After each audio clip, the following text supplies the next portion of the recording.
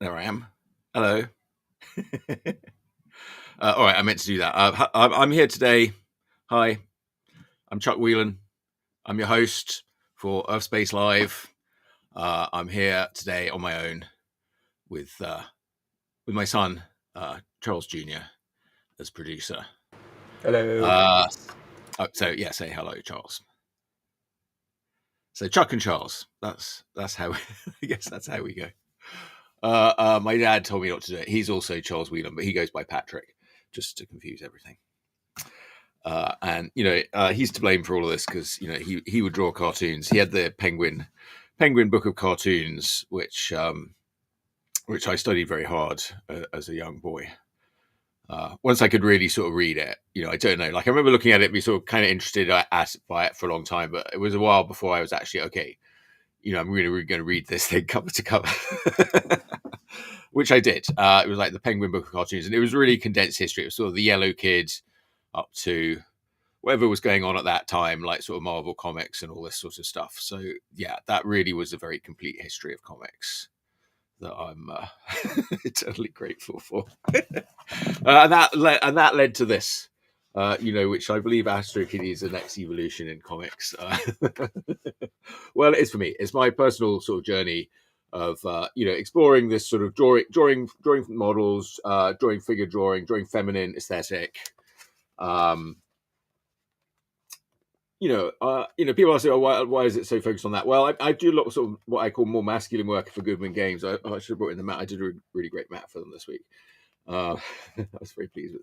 I'm excited to do more maps. They've got a lot of exciting projects. Check out Goodman Games. Also, they've got they've just finished this City State of the Invincible Overlord. That's going to be a rare thing, and now they're starting immediately on their mega dungeon that they did before that. I did some work on the original covers of the mega dungeon, but it was a super short notice job where I had like about a week to do 4 covers or something. But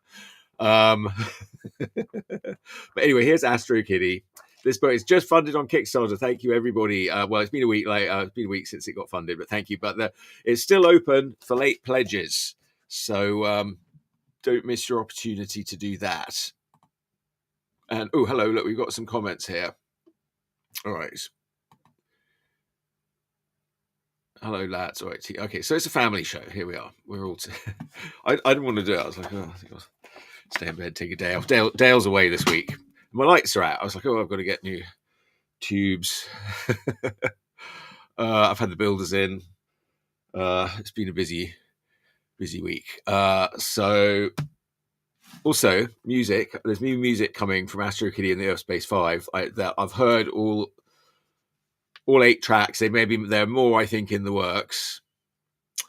And I've got one of them like it's finished, so I haven't got it for you to play for you today, but hopefully soon. Here we go. This is coming in a little late, but I figured I could share this. Oh yeah, okay, great. Very good. Yes, there we go.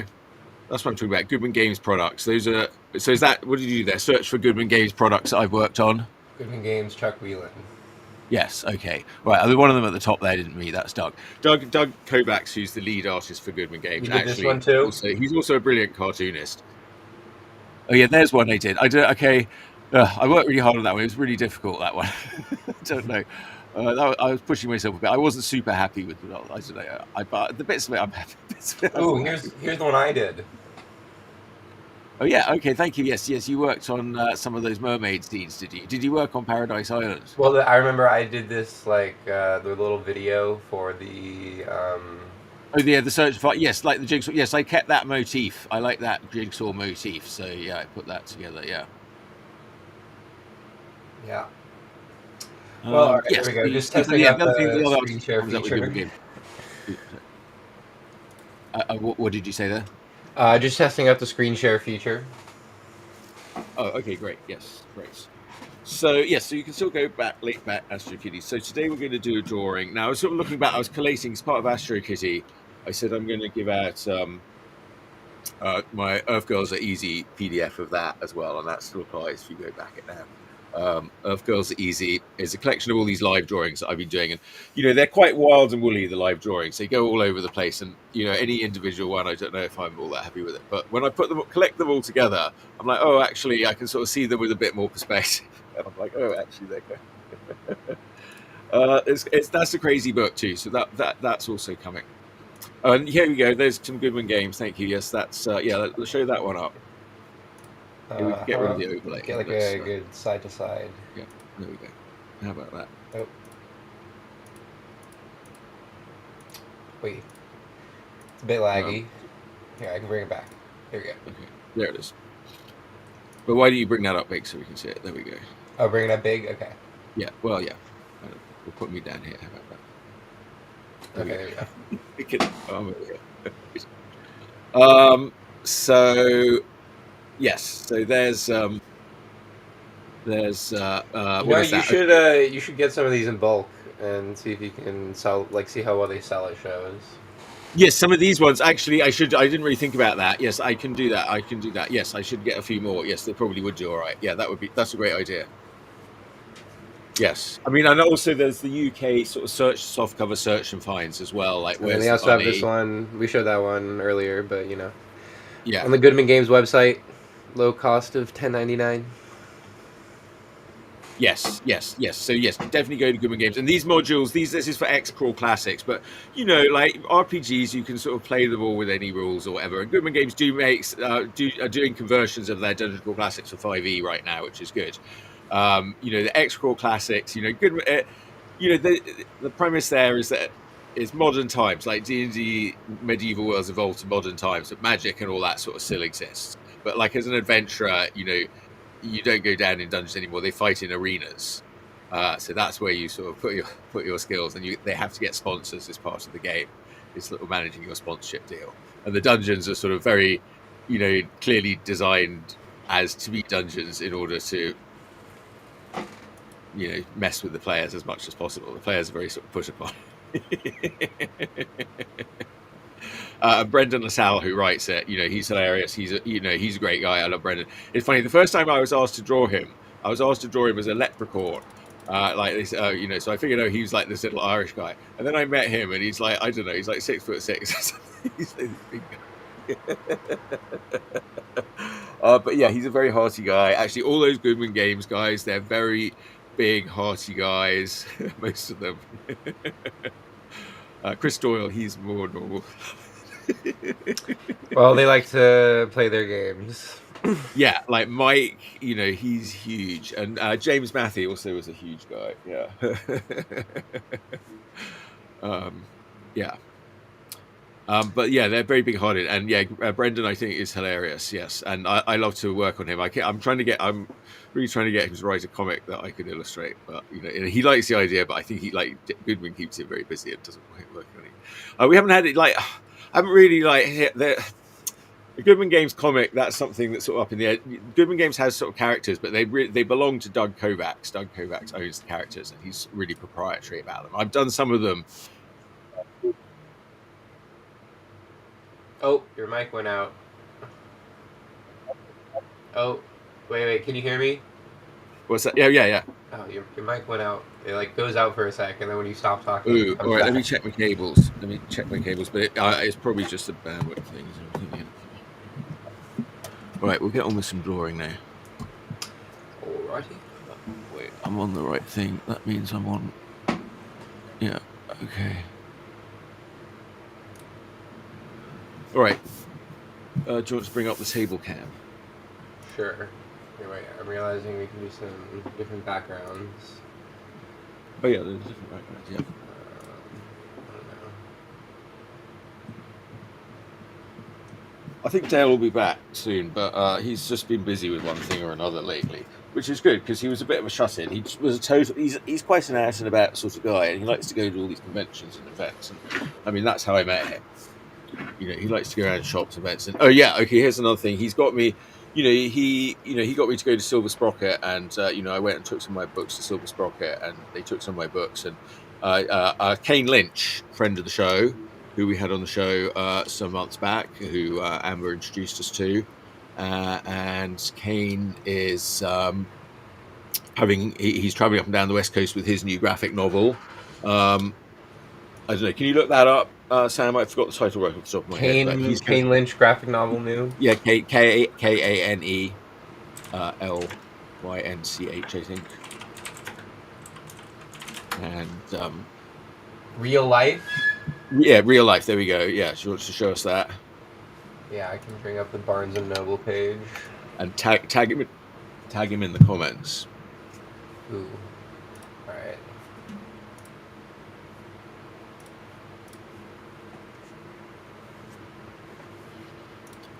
right. And tag Silver Sprockets.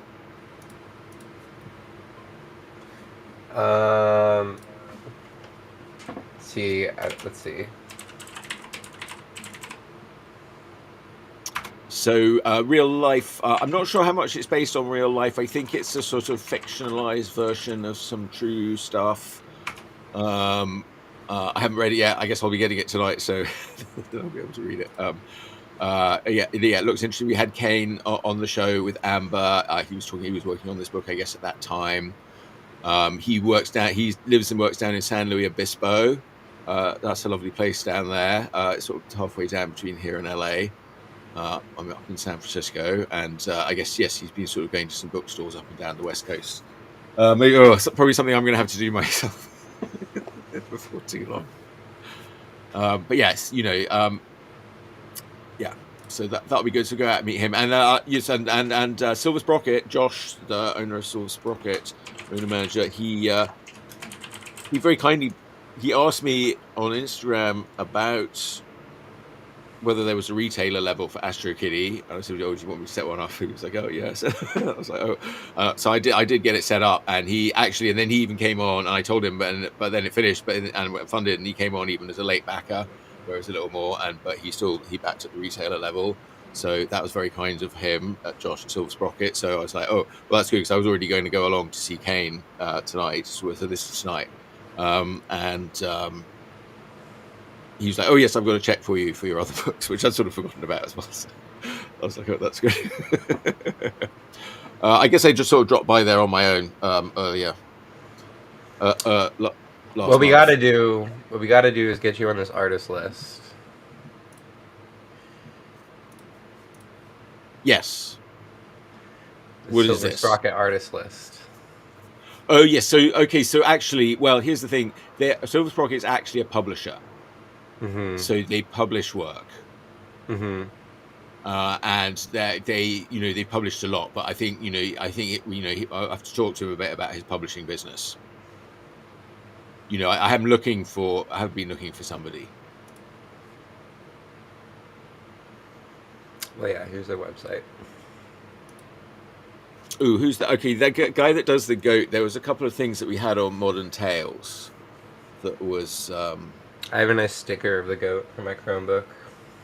Yeah, cool. Yes, there was Shuck. There was a comic called Shuck that the goat looks really like that on Modern Tales, and also it looks a lot like James Kolchaka, who did American Elf and Fancy Froglin. And those were very sort of popular. Yeah. So, yeah.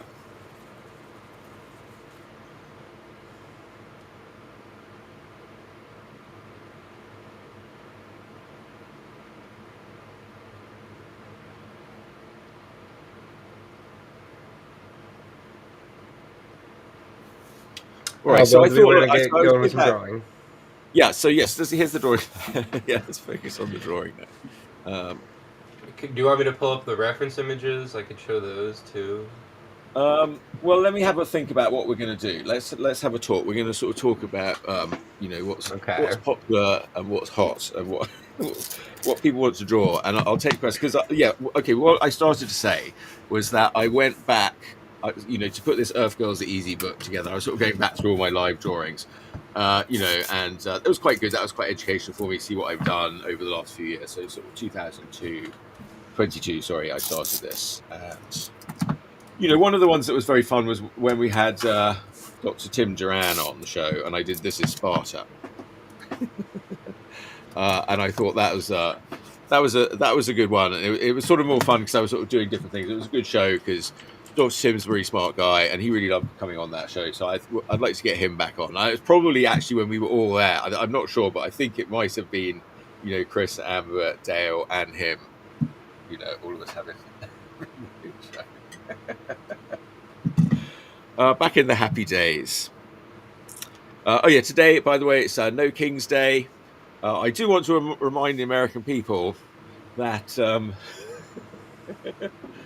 the king in Britain had already lost its Civil War One, and it was the Parliament who were in charge. And people hated the Parliament so much that they brought back Charles II, as this sort of constitutional monarch without any power.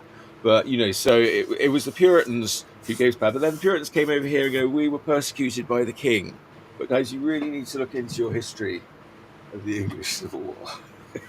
But that's which is Civil War. Before we start Civil War 3, before you start calling it Civil War 2, you better remember that it's actually Civil War 3. Well, fair enough. But, the United States has never had kings, and I think people want to keep it that way. Yeah.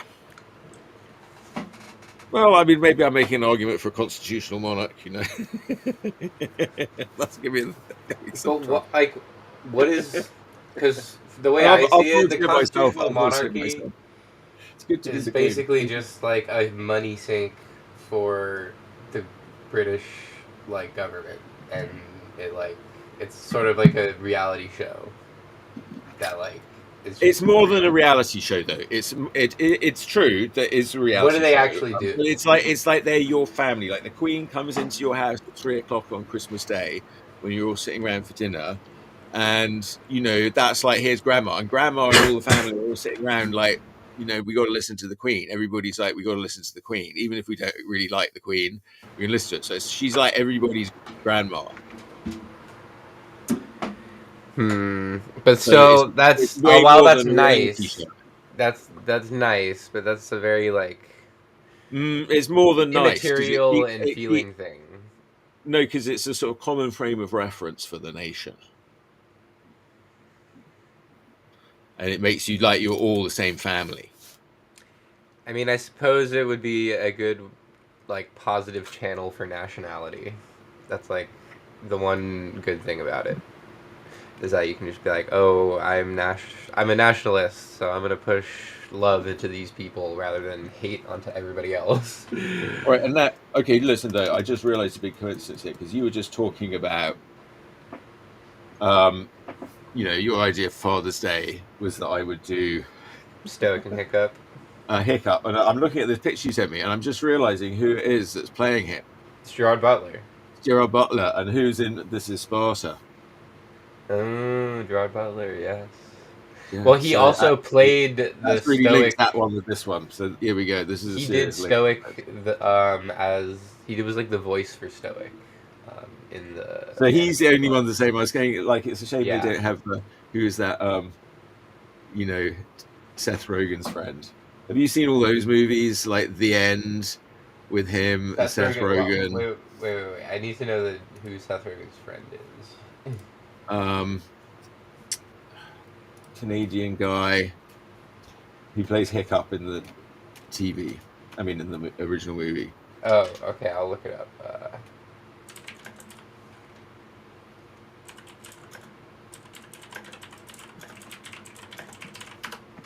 I find I quite like drawing with this stupid pen. Jay really Baruchel. What's that? Jay Baruchel. Yeah, Jay Bartushel, right? Yeah, that's why I can't remember that name. Jay Bartushel, yeah.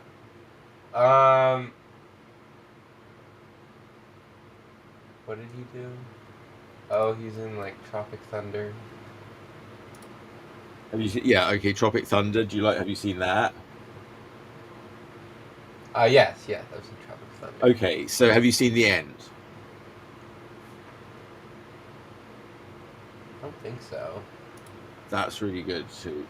Is that the one? Is it an apocalypse one? Yeah, that's the apocalypse one. Yeah, I think isn't it called This Is the End? Isn't that another one of those? Oh, This Is the End. Okay, yeah, all right, yeah.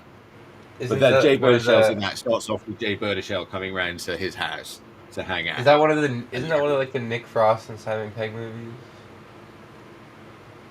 No, that's different from that one. No, that's different. Yeah, Okay. that one's called The The End. End. The Yeah. it says from 2024. Yeah, that's okay. That's the I don't know. That's to me that was I don't know. Bits of it are great. I mean, if you like the others, it's the last of the Cornetto trilogy that they say is.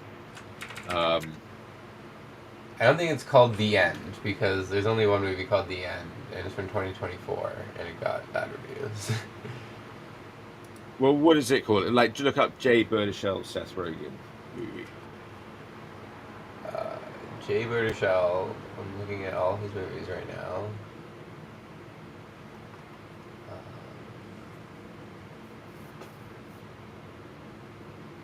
It's like it's all the apocalypse. Oh, he was on. I like that one. Nick and Nora's Ultimate Playlist. Oh, okay. I did not see that one actually. That's a good one. That's good, is it? Okay. Yeah, that's right. He's got. He's in. Oh my god, that's ridiculous. This is the end. Yeah. This is the end. Yeah. With. No, I don't think I've seen that. Oh, you should put that one on your list. Okay. Well, yeah, it's got a lot of people. Danny McBride, Jonah Hill, Craig Robinson, that James Franco, yeah. And all of Eastbound and Down, I would say, put on your list with for Danny McBride. Eastbound and Down. Yeah, that's like a show that was American on like comedy HBO series. Max or whatever. Okay. Like all of that is brilliant.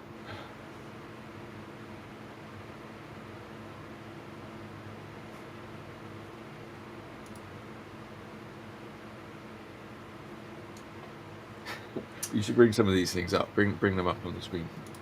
I'll probably bring up images, but Yeah. I don't think they like videos. Yes, you get little. You can do like little bits for reference and stuff like that. There's a sort of, there's a sort of fair use thing that's allowed, and they don't flag it. You don't get a strike because you're not showing too much of it. So yeah, you've just got to be a bit kind of careful of that. Oh wait, not that one.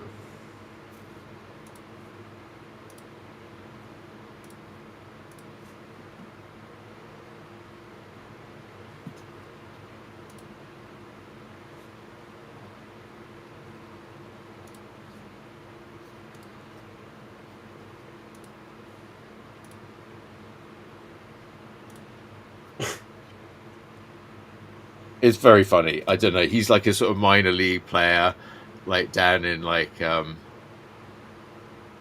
South Carolina or wherever he is there. Like something. I know this like it sort of moves around a bit. It's just it's that sort of East Coast, southern East Coast sort of thing. But he sort of moves around to some different towns and like different seasons are in different things. But like he ends up the first season, he sort of moves home to the family. And he's sort of been sent back home, and he becomes like he's like an RV salesman. There's lots bit about being an RV salesman and being like a coach at the school, and yeah, I don't know. It's been a while since I saw it, but it's all like it's brilliant, really. But he plays this totally obnoxious character, but then you sort of grow to love him. He's like, yeah, he's very genius. Like, because before that, I was like, Danny McBride, but after that, I was like, oh no, he's brilliant.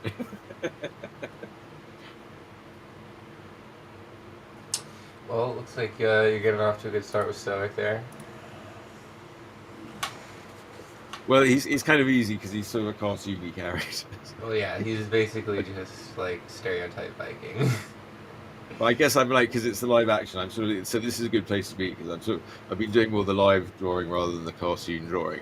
I mean, I think that the drawing, it's really just to improve my drawing, really. I mean, the cartoon drawing, but I also love the sort of the communication aspects of cartooning where you sort of really simplify it too. So I sort of did that, and then now I'm exploring the proper drawing-y part of it. Yeah, so.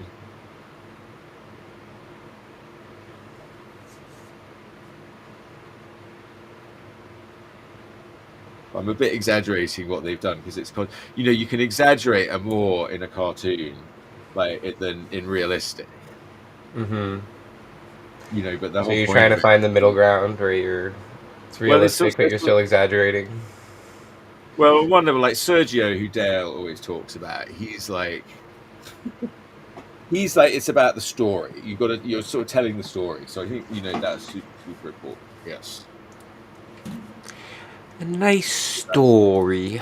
But he's also he is telling stories. So you got to think what your goal is, and yeah, that's true. If your goal is to tell stories, and so that's it. Like he's telling stories and jokes. That's like what he sort of sees it. What I'm doing, I don't know. There's sort of jokey element, but it's a little bit more of an exploration of aesthetics, which is just sort of more just like looking beautiful for its own sake, sort of thing.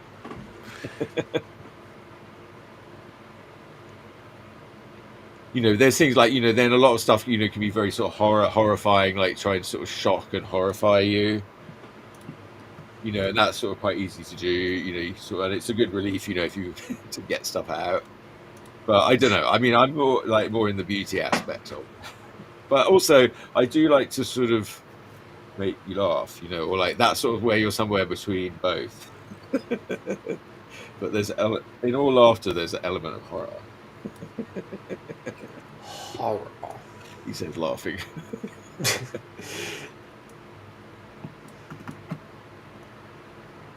Well, what do you say? Always say comedy is truth plus pain. Well, that was in a book, which is a really good book I recommended about script writing. It was called the Comic Toolbox, and it was basically, it was when I was doing Pupil, I was really sort of thinking about like how to be like a good writer and all this, but also like writing comedy, and so and it's quite a short book, but that was like this guy wrote a lot of scripts, and it sort of really analysed sort of very sort of formulaic thing about Hollywood scripts, which was a lot also to do with the hero's journey sort of idea. But his sort of fundamental premise is comedy is truth plus pain, which is a funny premise. But then he talks about sort of having a unique comic perspective. I mean, yeah, if you're interested in comic writing, I definitely recommend this book. And he's got really good little exercises you can do to sort of just well, it's been a while since I went through it, but what are they? The principles beyond that. I mean, yeah, he sort of breaks it down into sort of different steps, but it's a sort of funny read, and he worked on a lot of scripts, and he sort of analyzes a lot of Hollywood scripts as he sort of goes through. And he's got a big thing about there's a sort of the character has something, they're in a place of peace, so this is very much the hero's journey, but then they want something, and then that sort of upsets, that throws a spanner in the works. They sort of now they have to sort of leave the place of comfort and encounter the trials. But he's like also the thing that they think they want is opposite of the thing that they probably actually want. Mm-hmm. So that creates, so the comedy comes from the conflict within them. And he's like so the comedy also comes from conflict, but so there's sort of but it has to sort of be true to the character. So you really have to sort of think about your character, what your character wants, and then what they're trying to do, what they're trying to achieve, and it may be something like that's sort of thrust upon them, like they sort of gain a superpower. And he sort of goes through sort of different ways that it might sort of come on them, or but generally, they want it, and then they get it, and then when they get it, it's not what they thought it was, and then they've got, because they haven't resolved their own internal conflict yet.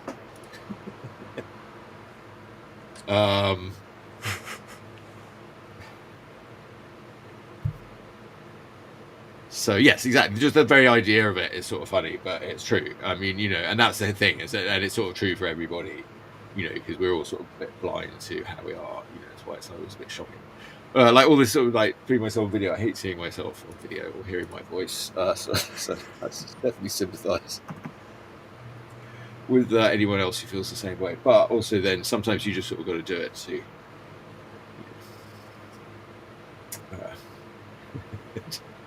Because the opposite, sometimes like, the universe is just full of opposites. I guess that's what I'm saying. Everything is like on this sort of duality opposite scale. So you go too far one way, it does come back. I mean, I do think George Lucas was sort of more or less. I mean, I'm more or less a George Lucas philosopher. He had me at Star Wars, and I'm watching the Clone Wars, and I like the Clone Wars. I'm like, okay, I'm sort of thinking that season 2 is sort of superior, but there has been. I'm not saying there's not been good bits in season 3 and 4, but there's a lot of things I really liked in season 2. But there's a lot of like crazy Star Wars philosophy in Clone Wars, and I think George Lucas is still like very much behind all this. Yes, it's really interesting how I didn't really like the original Star Wars at first, but now I do. So George Lucas didn't quite have me at Star Wars, but he eventually had me. Yeah, because the trouble with the classic is that by the time you see it, kids come along and see it, you've seen it in everything, and you're like, why should I care about this? Yeah, you've made that point before. I think that's pretty correct. All right, I'm going to come out with a brush now. Are you incorporating Hiccup into this? Well, I guess I am, yes, because I was just going to sort of ink this bit, so I think it's better to keep it like on a bit. But yeah, then we'll see what else is going to emerge.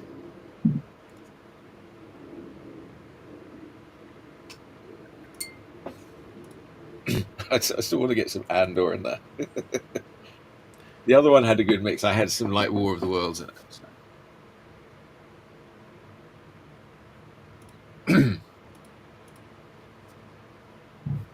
I mean, George Lucas was in an accident. Like he was, as a young man, he liked sort of racing cars about in Fresno or wherever it was that he grew up.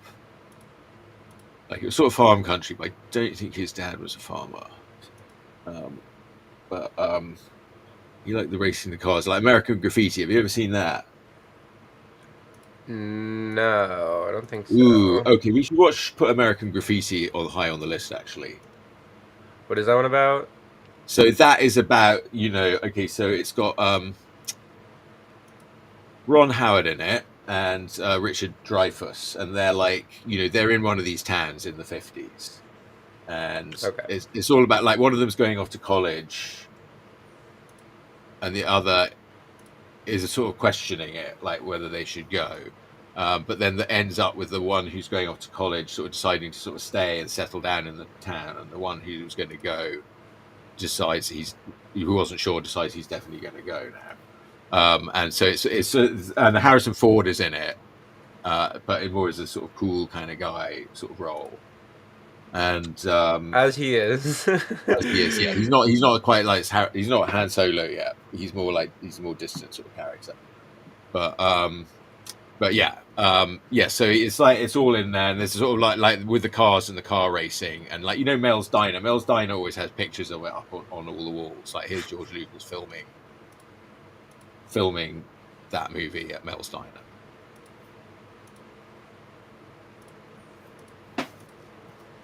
So it's like it's local, and then after that's the movie he made. Okay, his student movie was THX 1138. Which actually, so he did it as a short film, and then it was very popular, like on the circuit with the short films as his student film, and he did some other things, but and that like a 10-minute, and then it's a whole movie, and he got like Donald Pleasance, who is a British actor who, he was sort of like in Halloween movies and stuff like that as the sort of doctor that's looking for Michael Myers, or he'd always be playing Nazis a lot and stuff like that. But he was a sort of known British actor. So he was in that, but I don't know. THX is a bit of a hard watch. It's a sort of sci-fi. It's got a lot of sort of sci-fi ideas, and you'll recognize bits of San Francisco, like the Broadway tunnel, features in it quite a lot. Broadway tunnel. Yeah, I think he sort of filmed in there at night and stuff. But I don't know. I haven't actually seen it since I saw it on TV in the UK. It'd be interesting to watch it more now when I've lived here. But again, that wasn't so great. But That was the sort of stepping stone. But then he really had the idea of Star Wars. I mean, I don't know. Yeah.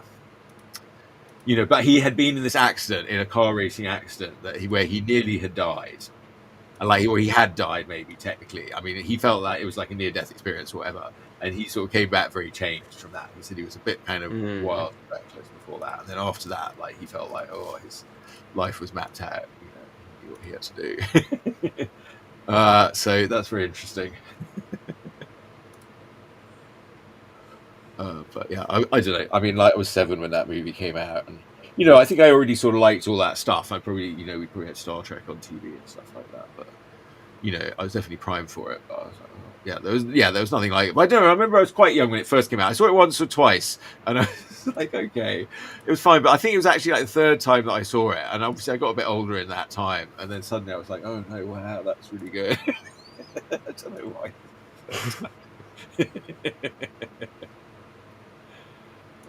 Then I was really into it. Then I wanted to like have everything Star Wars. I was hypnotized. Yeah. He had you at Star Wars, as you said. And I remember Alec Guinness, like he would be like, he famously was sort of said that he'd met this kid who came up to him and said, "I've seen Star Wars 100 times." He said, like, "You must promise me that you'll never watch it again." He just thought that was terrible. So I don't know. Yeah, he's a bit horrified by it, but he still came back and did the sequel. He wasn't horrified by the money. I can't say I saw it 100 times, but I mean, by now I've definitely seen it 100 times. I don't know.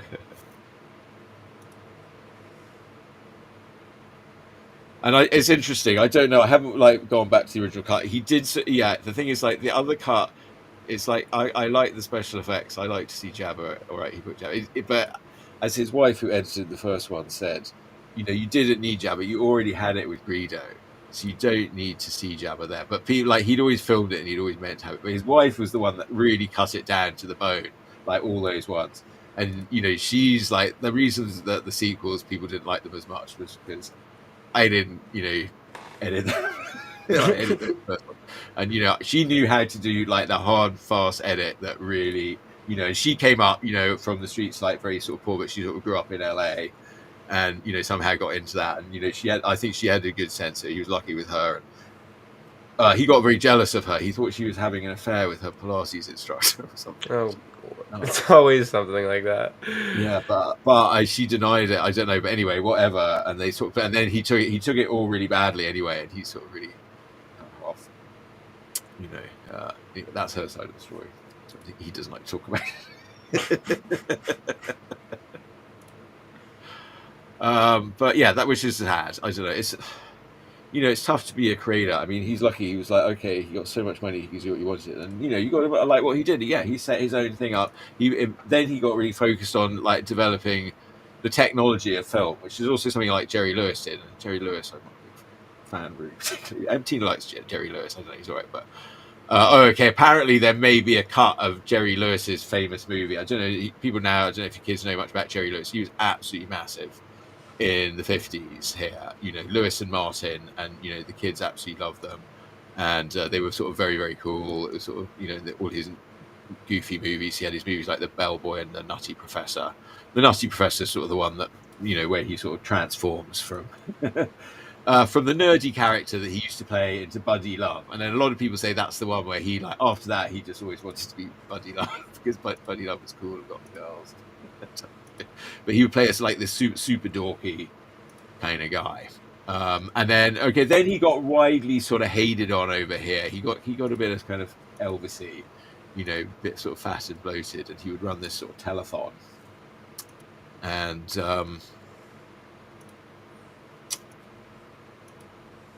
well, I don't know, but people still, some of the kids that like that, I think they like that. They're all old people now, but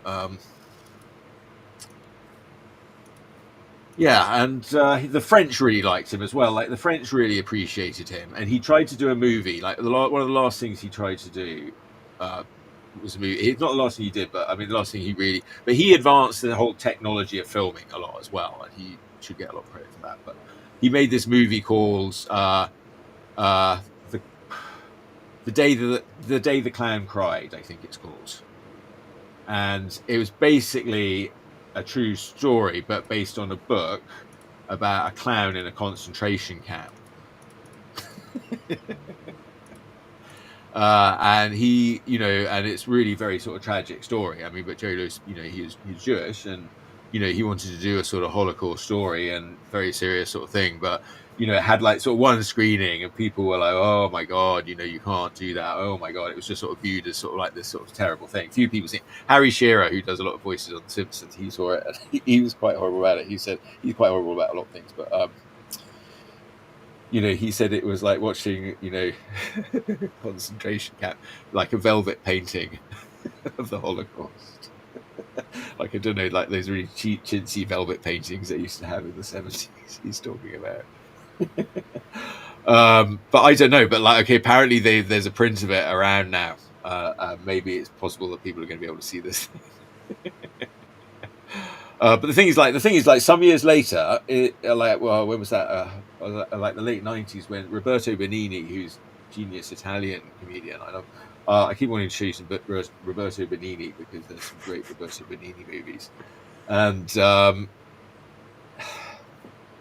he did this one that he got an Oscar for here called Life is Beautiful, with him and his wife, who's like always plays his love interest in movies too, and that one is a sort of the same thing. It's very like the first half's like one of his regular sort of movies. It's very nice, like lovely movie of him meeting his wife and all this, and they fall in love and have a kid. And then the second half is like, oh, the World War II started, and he's been shipped off to a concentration camp, and he's like trying to protect his kid from the horrors of the war in the concentration camp. Does not sound very nice. Yeah. Yeah, everyone was like, oh god. Yeah, he was a genius on that one. That's it. And then I'm not sure what he's really done. He's got a bit obsessed with Pinocchio ever since. He's always liked Pinocchio. But like he's got a couple of movies, Johnny Stachino and Il Monstro. We do have Dale in the chat, by the way. Oh, Dale, hello. Have you seen either Johnny Stachino or Il Monstro? And are they available to see anywhere? I can't find them anywhere. So Dale's exactly the sort of person who would know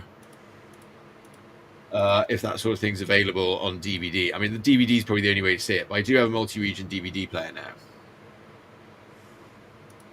I mean, you can definitely get Life is Beautiful because that was an Oscar winner, but that's not. I don't recommend starting with that one on Benigni because it's sort of so heavy. It's more of a like, okay, boom.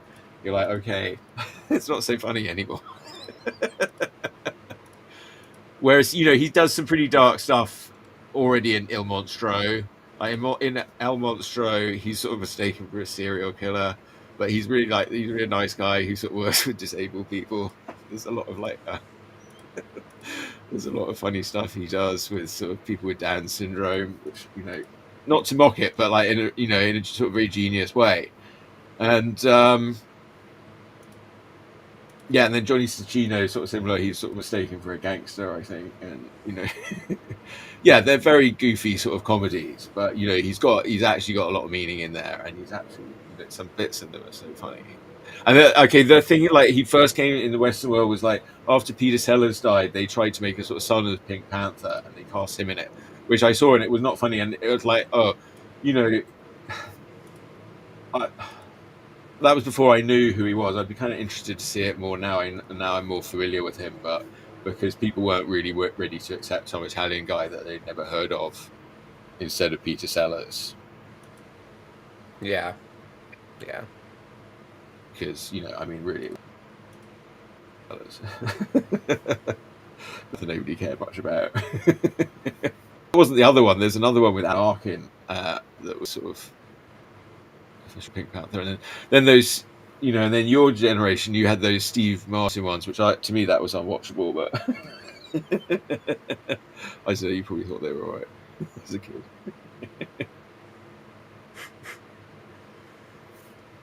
yeah, Steve Martin sort of, continued some, like, he did there were some funny things that were like, you know, kid shows. It's like, why are you doing that? But he was very big and made a lot of money, and I guess he sort of revived those properties for somebody. All right, now, all right, that's probably enough of this. So now I need to figure out what's happening next. All right, so you want me to do Hiccup? Yeah, I think you should. I guess it's Father's Day, and then I'm not stopping unless I've done a dragon too.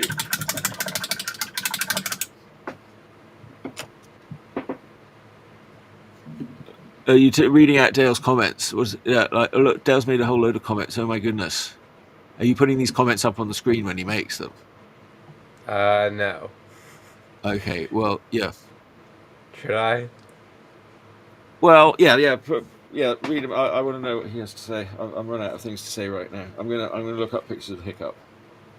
Okay, Dale says to watch THX 1138. Don't know what that is. That's what I was just talking about. George Lucas's student Oh, movie that then right. became a longer movie. Yeah. Unless you saw Star Wars in the theater when it came out, you don't really get what Star Wars is and how it changed pop culture. Star Wars is Yeah. the spiritual sequel to Space 1999. Um, an Yeah. editor from the streets. I don't know what that's referring to. Jerry Lewis had a chain of movie theaters. Oh no. Well, I was talking about Marshall Lewis, Oh yeah. Lucas, Martha Lucas. I am aware of those movies and the actor. I think that was when you asked him a question specifically. I'm aware of the movies and the actor, but I don't normally watch his work except for his attempt in one of the Pink Panther films. Oh yeah, Roberto Benigni. Yeah, definitely. Johnny Stachino and Il Monstro. And I would be careful to probably watch them in Italian because I doubt that the dubbing would do it any favors in terms of. Um, and he says just. There's some absolutely side-splitting movie. And then Dale says to order it off of Amazon. It's probably available through Amazon UK as Region 2. And he says, nice drawing, Yeah. by the way. It seems you're making a nice portrait of Brian Blessed. Well, it's one. Gerard Butler as Hiccup's father. What's his name? Stoic the Vast. Stoic the Vast. All right. Where's a nice picture of Hiccup? I put one in there in the folder. All right. I mean, he's a bit sort of goofy-looking guy, isn't he? Yes, he is. Hiccup is a goofy-looking character. He's supposed to be. He's supposed to look a little bit meek. Let's see. Yeah, I think it'll be a bit of a challenge to capture his likeness. Oh no, I think he looks alright. I don't know. It's just the shading on the face. It's like he's got a look. Okay, let me see if I can find a better one then.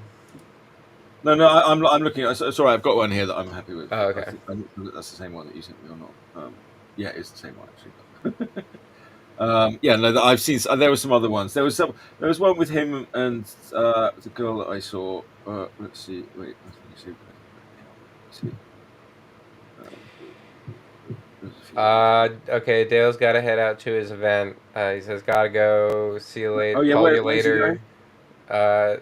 The No Kings protest, I think. Oh, well done, Dale. Yeah, all right. Yeah, No Kings protest. And then. Well, I'm gonna add some. I'm gonna.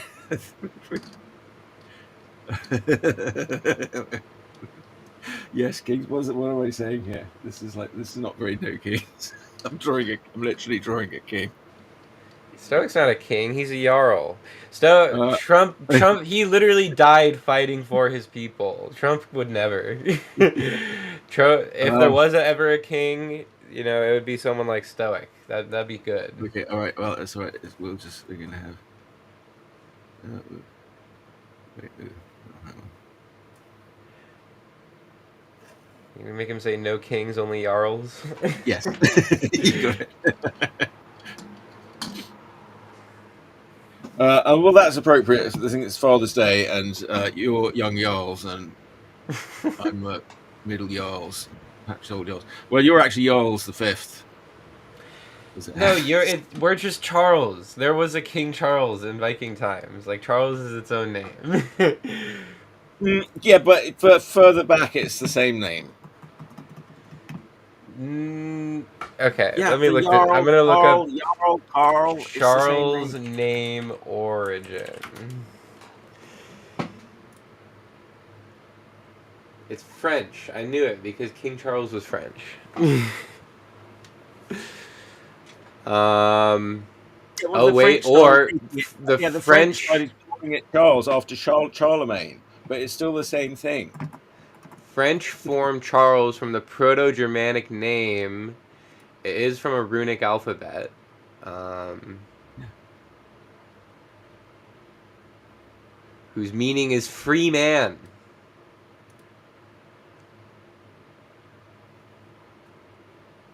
Oh, that's good. I didn't hear free man before. All right, The that's Old what I know. English descendant of this word is Charles, as the name King Charles of Mercia. Ooh, I've been learning about Mercia from Vikings as well. Um, disappeared after the Norman conquest of England. Oh, well, yes. That was later, though. That was later. Notably, the name was notably borne by Charlemagne, Charles the Great, and was at the time Latinized as Carolus.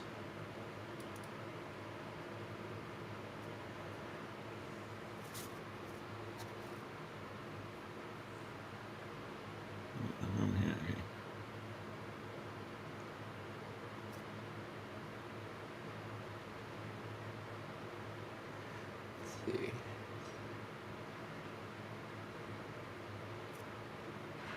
Oh wait, the name is atypical for Germanic names that is not composed of two elements, but simply a noun meaning free man. The meaning of Charl contrasts with the Earl, which is Old Norse for Jarl, nobleman. Okay, so it's actually the opposite of a Earl. Okay, so you're a Carl, or a Jarl. A Charl or a Earl. I think at that point it's the same word. Like you're going even further back. Yeah, it's divided, but you're going even further back. What about the Proto-Indo-Europeans? What word were they using? Go that because that's what we were talking about. And then the Sea people. This is all going all the way back to the Doctor Tim show. Where I drew, this is Sparta. So this is a very interesting conversation here. All right, only Jarls. On one And hand, am I spelling it right? Is it Jarl? yes, that's the like English pronunciation or spelling of Earl. I don't. It's very weird. Like in the Old Norse, is Jarl, but they're also saying Earl, and in like the Viking show, they call them Earls. So it is a little bit confusing. But Yeah. I think Jarl and Earl is pretty much interchangeable.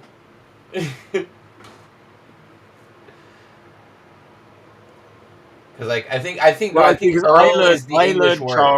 Charles as meaning man or king. So I think that's it like means that's free also what man. you're saying. It's like either means it's you're a free man or you're a noble man. But either way, that's a free man. Like that means you're not somebody's serf, right? If you're a Yeah, noble man, there's some yeah. point you're a free man, then you're a noble man.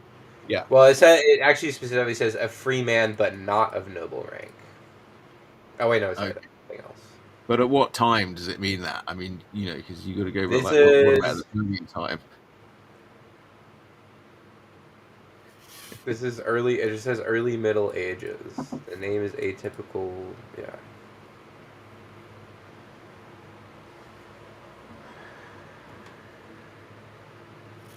It was after Charlemagne's reign that the name became irrevocably connected with him and kingship. Yeah. So, I think before Charlemagne, it sort of just meant like free man who could be noble, but then Charlemagne kind of made it. Charlemagne. The name Charles became even the standard word for king in Slavic. Yeah. But again, that was after Charlemagne. So, it's all. This is another interesting thing I've learned about communication is that, words are sort of a reflection, and like the usage of words is a big reflection of like what is currently happening. Is what of what? Of like what is currently happening. Like Yeah. we've learned about that in like communications history, how it's like the usage of words can, or certain types of words, and like the way meaning changes can like give you insight into what was like going on at the time. Yeah.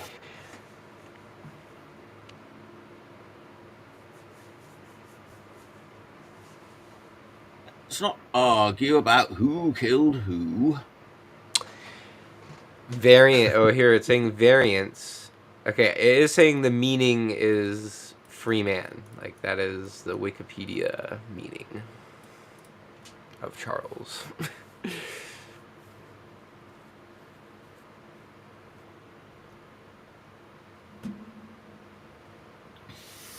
And there are variant forms: Carl with a C and a K, Carlo, Carlos, Carolus. Okay, I think that's enough about the etymology of Charles. Yeah. All right. Yeah. That's, it's the Jarls special. Or young Barls.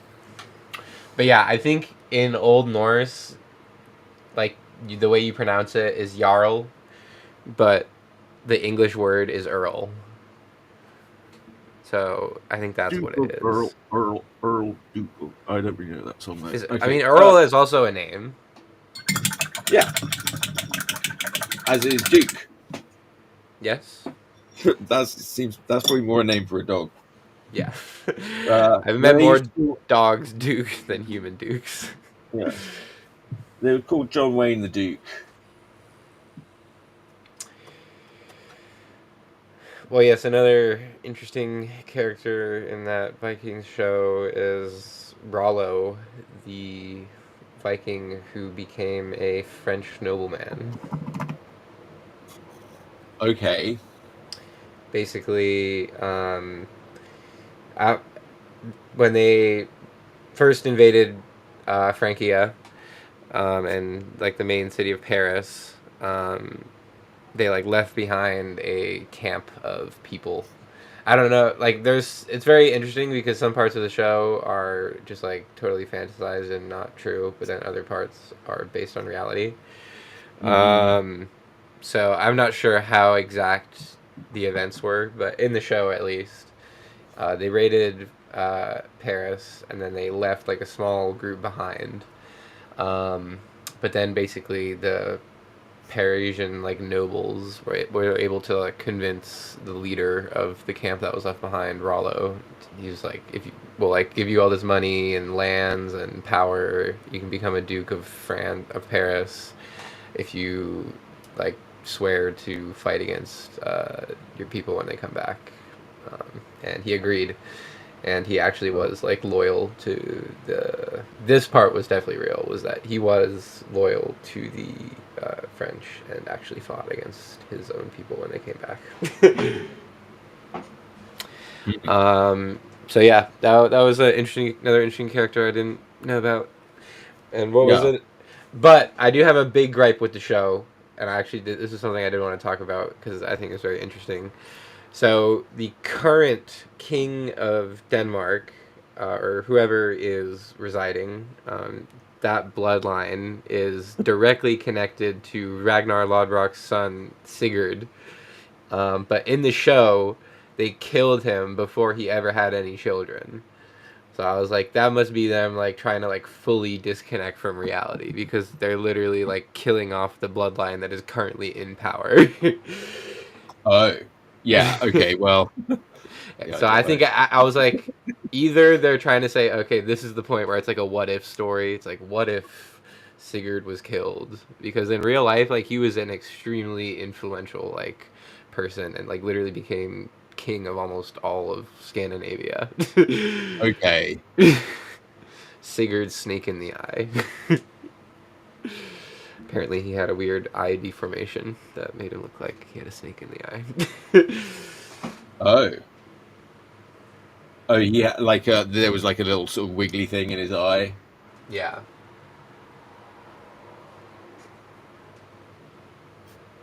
I don't know. I'm looking at him and he looks very. You're making him I, look pretty feminine. he looks quite feminine. I mean, he's definitely a pretty boy. Like, he's clean I just saw his head shaven, bone in a minute. structure. But yeah, I don't know, the eyelashes. Sometimes I just got to go be a bit funny with it. I mean, it's a good contrast with his dad looking like the most masculine person Yeah. ever. And he does, like, Hiccup eventually does become pretty masculine looking, like, in the third movie. He's got, like, a full beard and this, like, metal prosthetic arm. So it's like a transformation of character. All right. Yes.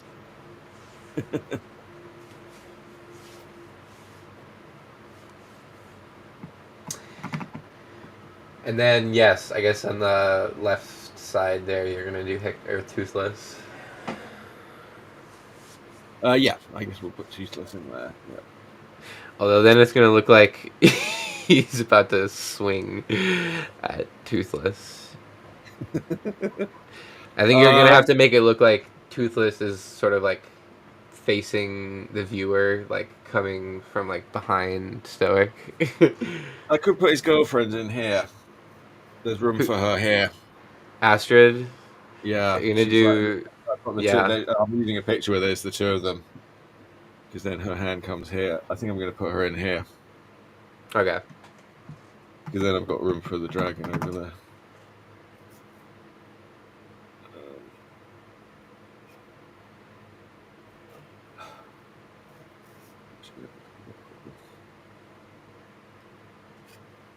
Yeah, I mean, she's got braids. Okay.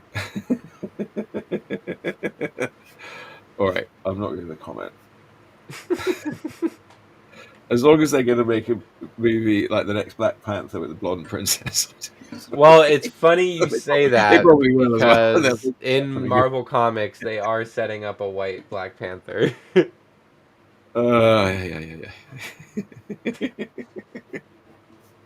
Okay, well, whatever. I don't care. I mean, my whole thing is just like like a black and white. Is it actually bad?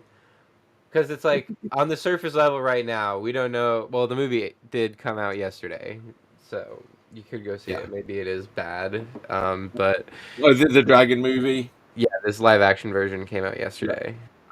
Okay, and not sponsored, by the way. I think we have to say that. Even the Cartoon Art Museum. Normally we get passes to the Cartoon Art Museum, but it depends which studio it is. I think actually, I think we only get them from like there's like a PR firm that works with some of the studios. Yeah, yeah. As I was saying,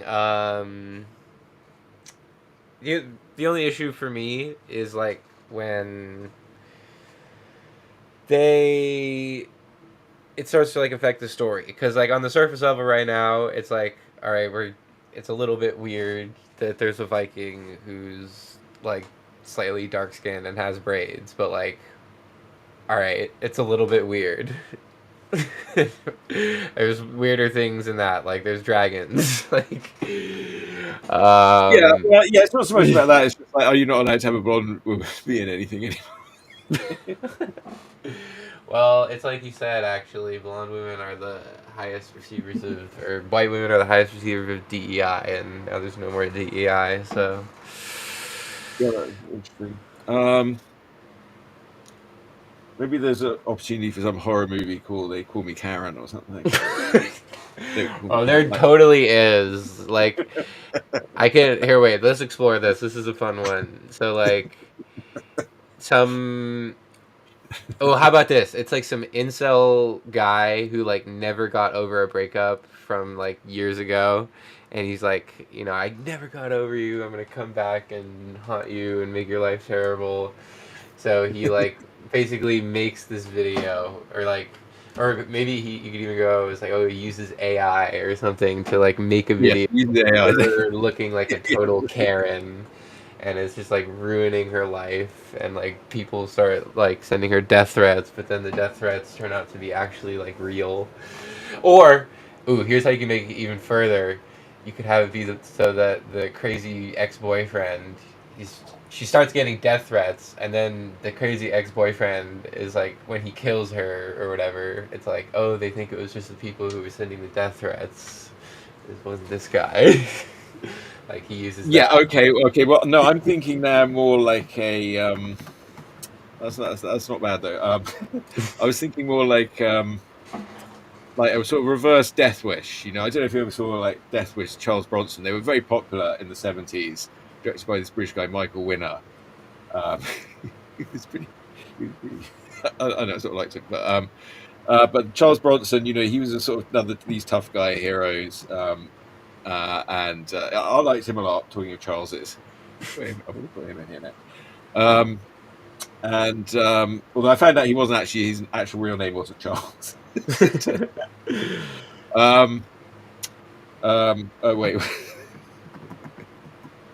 wait, what was I talking about him for? Focusing on the drawing off. Where was I going with Charles Bronson? I don't know. You're certainly going somewhere. It'll come back to me in a minute. Yeah. I was just looking at some tricky stuff for I to figure out what I'm doing. What were we talking about right before that?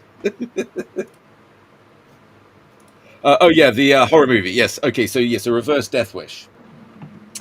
So Karen's like, you know, whatever. She's something's pissed her off. Like somebody just went too far, and now she's going on her revenge. But like in Death Wish, you sort of sympathise with him. But with Karen, like she wants she thinks everyone should sympathise with her, but they really don't. She's the monster that has to be stopped, but she doesn't realise it. She thinks she's like stopping the monsters.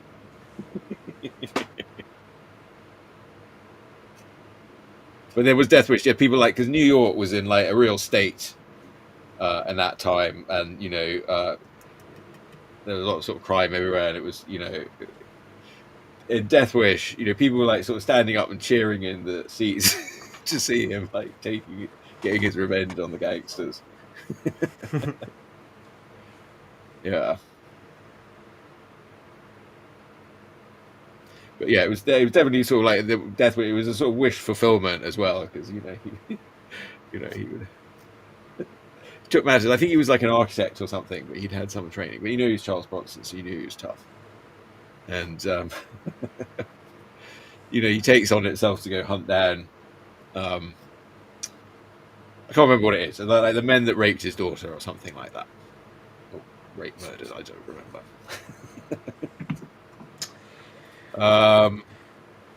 Well, yes, that's people like a revenge story. And it's pretty simple. There's not really a lot more to it than that, other than just like he sort of goes about it. But it sort of presaged a lot of the sort of serial killer movies as well. They hadn't really kicked off with Freddy and Jason and all that yet. So you know, this was a little bit. Yeah, he was sort of, you know, he would sort of go out and you would sort of go and see it. And then they did endless Death Wish movies. You know, where he basically got sort of older and fatter. But you know, he was making good money doing those Death Wish movies, and you know, there'd be some reason he'd have to go out and hunt down. I can't remember. I didn't see that many of them. But the first one's great.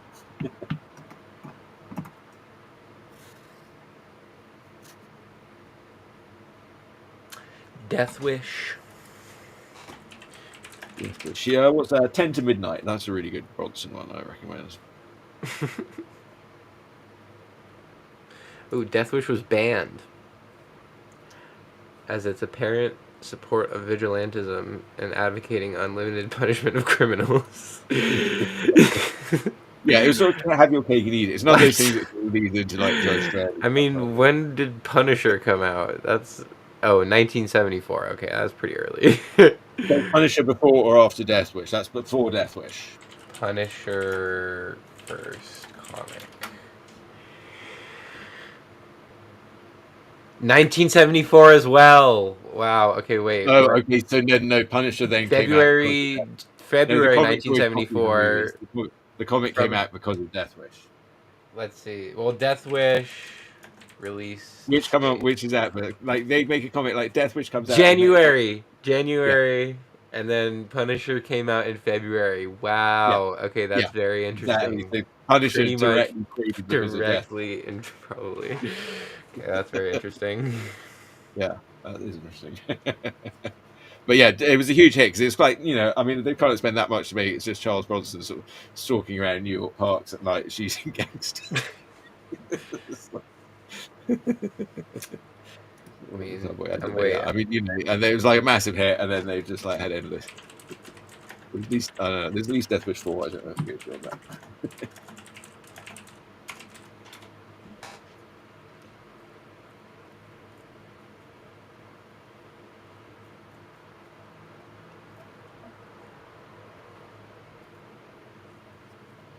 Yeah. Death Wish and Dirty Harry almost certainly inspired Punisher. Dirty Oh yeah, Harry. Dirty Harry was the other one. When was Dirty Harry? Was that before Death Wish? Let's see. Dirty Harry. That was 1971. Yeah. Okay. So that was yes. So that's really the. Dirty Harry is also sort of not really at all true story, but like based on sort of true things. San Francisco. Have you seen Dirty Harry? Mm-mm. Oh, okay. That's another one to get on the list then, definitely, because it's a great San Francisco movie. But it's like the Zodiac Killer, really. Like there's a sort of Zodiac Killer on the bus with the kids. And Clint Eastwood has to stop the Zodiac Killer. Yes, and Clint Eastwood. Yeah, this was sort of a bigger movie for him. Like having done the sort of westerns, spaghetti westerns and stuff. And, yeah, he really made his name on Dirty Harry, and it was a sort of semi based on a true. And he's like actually he's quite a fascist cop. He's like and Judge Dredd definitely influenced like Dirty Harry. Like if you actually the second Dirty Harry movie, The Enforcer. Like if you watch that, he's exactly like early Judge Dredd. Like he sort of does his sort of snarls and his sort of turned down mouth. You're like, oh, that it all came from there. Yeah. Mm.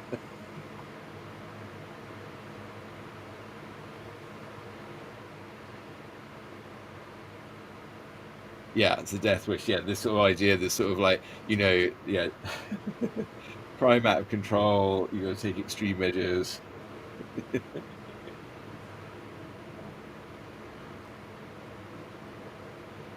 But that guy, yeah, like Dirty Harry. I don't know. He's sort of, yeah, he's definitely a hero. He's very unpopular in San Francisco. Oh, Dirty Harry is? Yeah, obviously the mayor and everyone are always like. But then in the second one, The Enforcer, there are these vigilante cops that are going around, and he has to sort of, he has to stop the vigilante cops. So so it's good. Like Judge Dredd, it's sort of have your cake and eat it sort of thing. He's the only one that can stop the real problems. Which was in that case was like corrupt cops taking vigilante justice into their own hands, and they sort of wanted him to join them. I guess not going to do that. But yeah, they're really great sort of 70s San Francisco movies.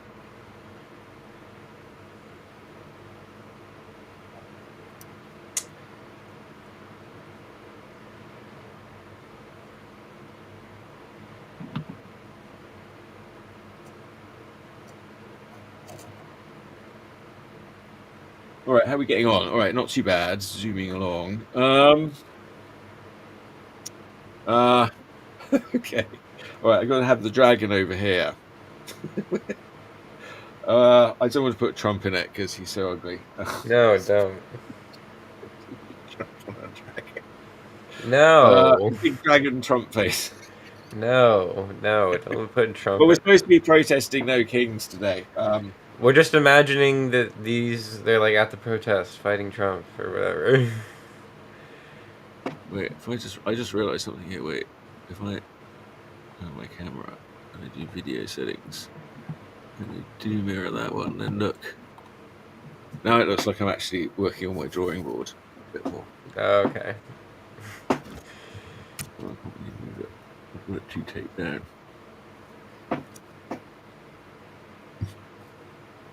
What if I'm like all the way down there? Okay. Oh, now it's nice and big.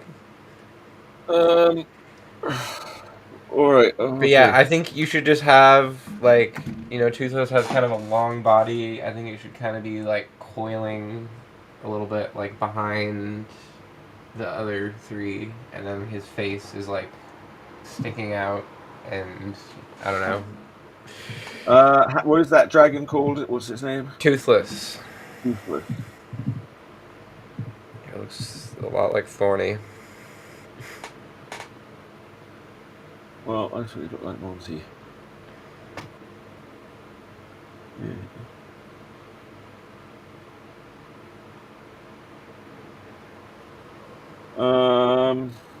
Now, all right. Okay, when I look for pictures of Toothless, he's very cute. He's not very long. Okay. I need to find a good pose of him. Ooh, that's an interesting one. Epic Universe's Isle of Bur. Okay, so they've got a model of him there. I quite like that one. Okay.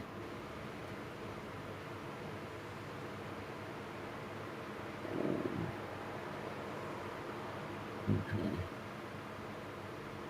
Oh, here's a quite long one of him from the movie. Okay. But do I need to flip that? Well,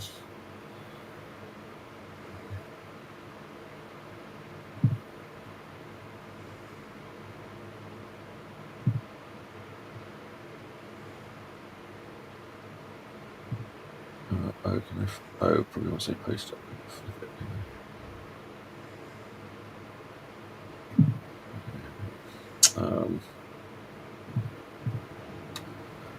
Hang on, right, I have to flip it first.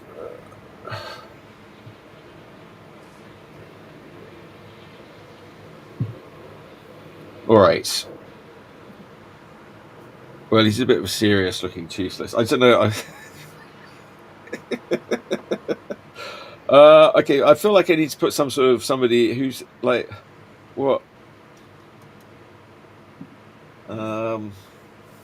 There's like room for somebody sort of sitting on Toothless's back here. Please don't. Well, who's like Bernie Sanders? Only Jarls and Bernies. All right, I'm going to do Bernie Sanders. Okay.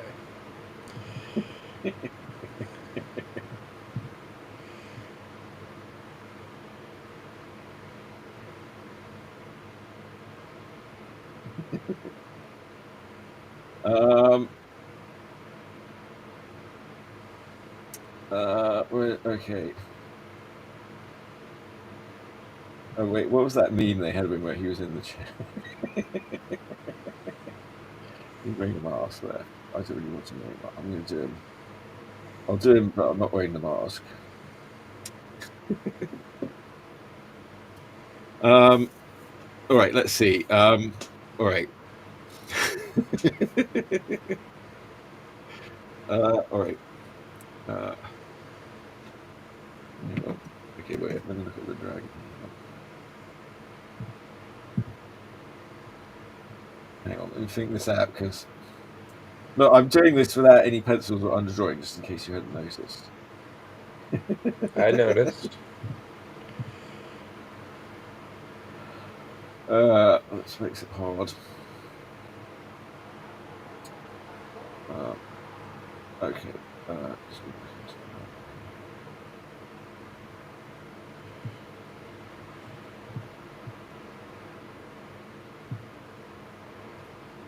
All right. So, and I don't want to smudge what I did already, so let's try and think. I was having a lot of problem that on my show, like smudging it when I was just doing it on my own. It does help having a producer here. All right, I think he's going to be.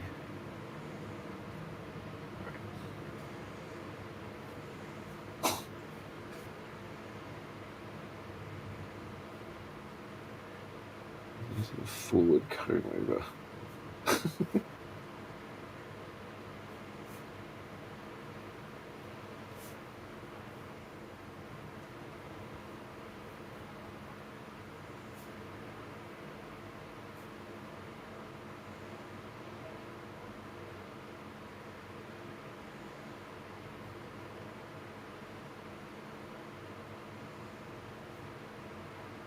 I wish we'd had Bernie.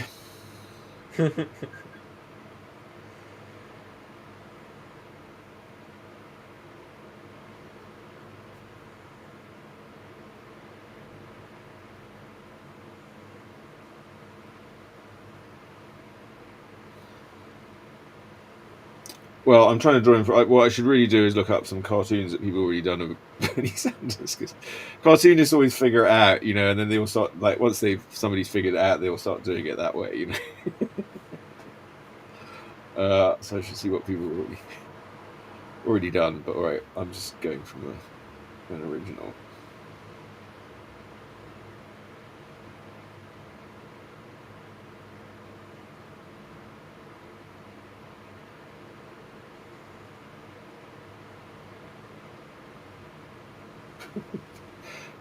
Well, we'll see.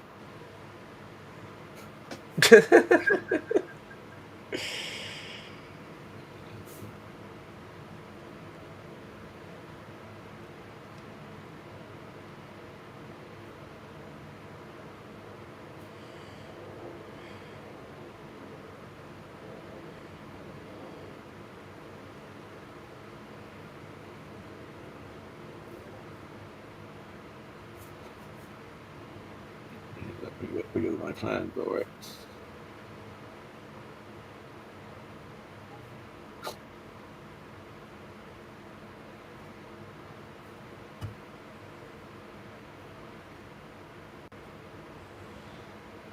Yeah, well, that's way too big, because I just seem to be kind of small. Well, You can make him a big head. yeah, I'll just he's a weird sort of goblin Bernie riding the dragon, I guess.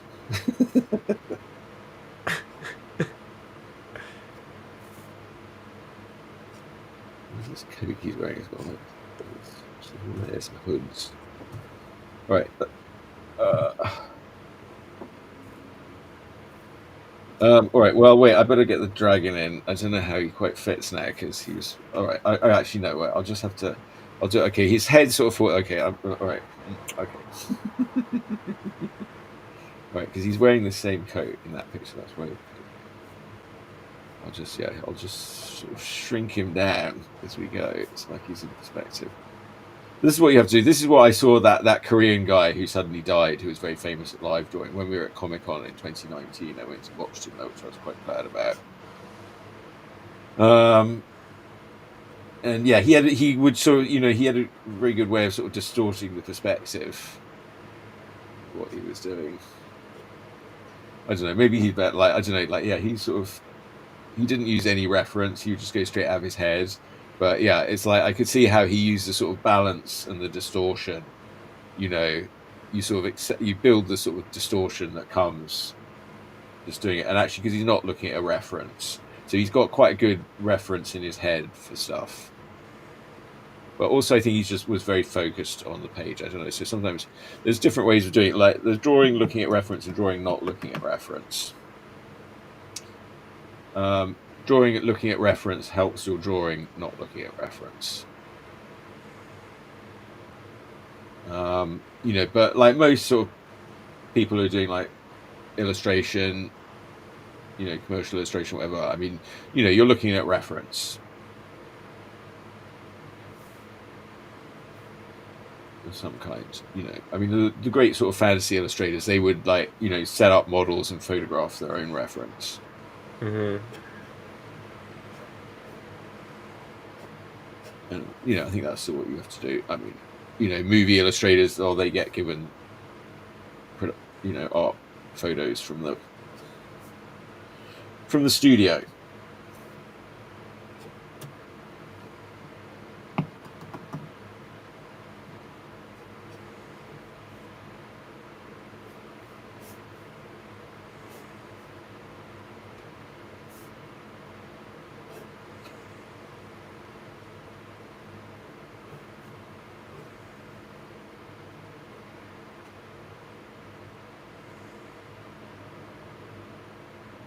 Ooh, this is a good foreshortened foot. Ooh, and I guess here's the thing: it's like you slightly see the bottom of his foot. Just only very slightly. This is this picture of him in the chair, which he has the mask on in that one, and he's asleep. This one, I'm just but it's interesting. The foot's slightly because I learned in the Muslim world that's considered very offensive to show the bottom of a shoe. So he's just a little bit giving you the finger, if you can understand it that way. Subconsciously, we probably all understand. I don't know why that's the thing with them, but yeah, probably it's a sort of like a subconscious human thing. It's not good to see the bottom of somebody's foot threatening.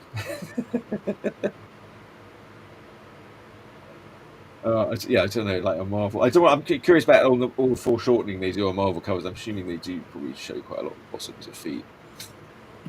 Right, let me get this expression over there.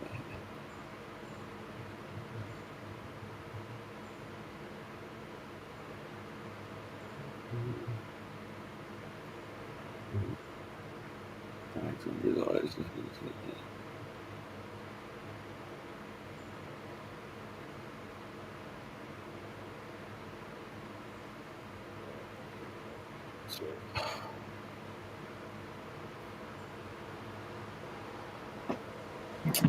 We're not helping.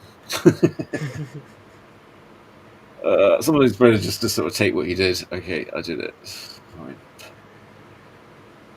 All right, I'll come in with the brush and again in a bit. All right, Dragon. How are we doing? 11:30. All right, not bad.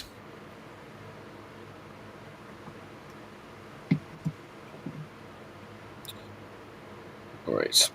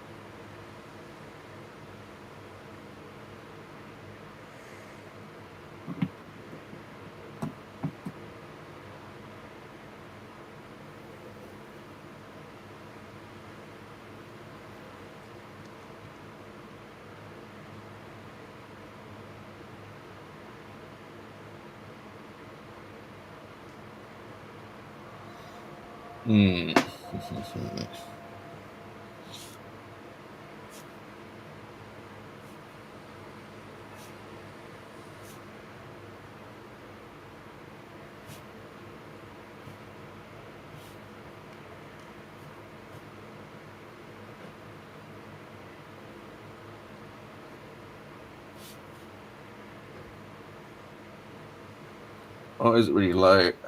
Way lower than I want them to be. I'm like, wait, are they really down there? I still think I'm putting them too high, but I think I'm right.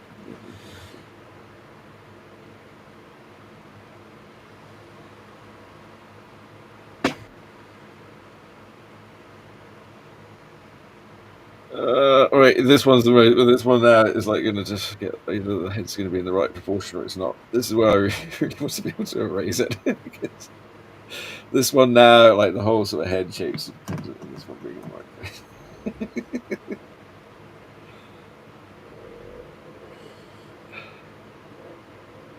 There's a little leeway because you can sort of thicken.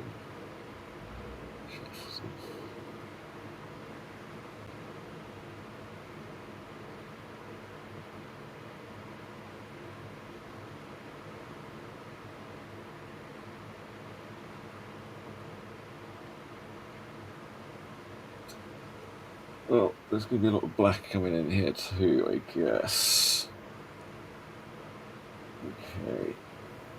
Okay. Yeah, I mean, I'm going to be coming in on that pretty heavy with the black in a minute. All right, I think I've done it right. I'm feeling quite good at this point. Okay, where's this link come? Right.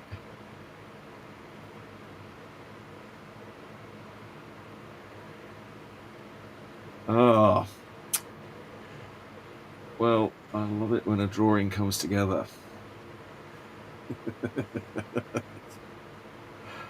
uh, that was from the A Team. In case you didn't get that reference.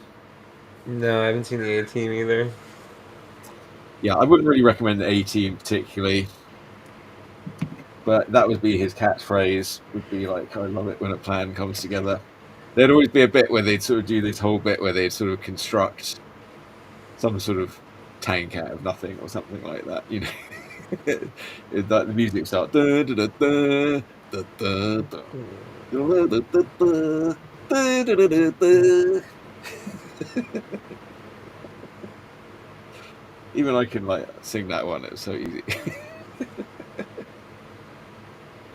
Mr. T.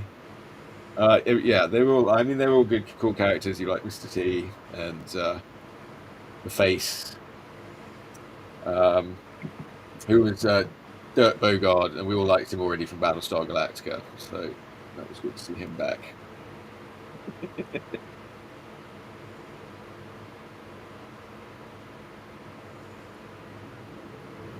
Mr. T, I don't know where he came from. I guess he was in the Rocky movie. He was like the bad guy in Rocky 3.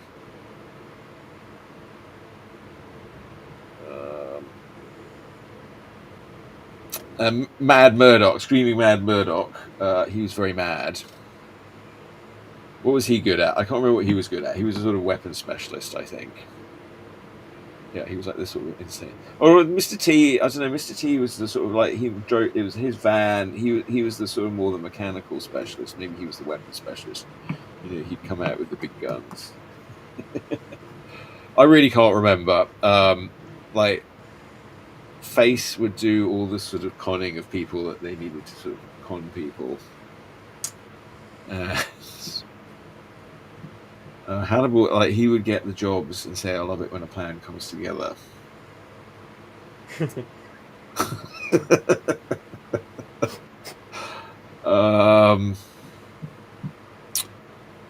Yeah, I can't remember. Can't remember Murdoch. Like every time they had to bust Murdoch was always like he was in the insane asylum and they had to break him out at the beginning of the episode.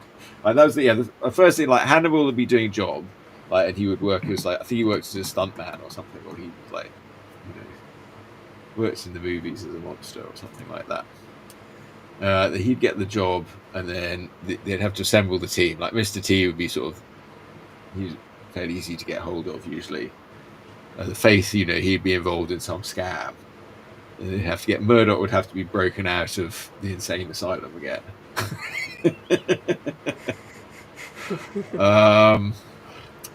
And you know, then they'd go off to like the jungle or somewhere where some people were being oppressed by some other people, bad guys. And then the A Team would somehow figure out how to way to solve the situation when nobody else could do it. Like they were the only ones. Like you tried the army, you tried police, you tried everybody. Nobody's any help. That's when you call the A Team.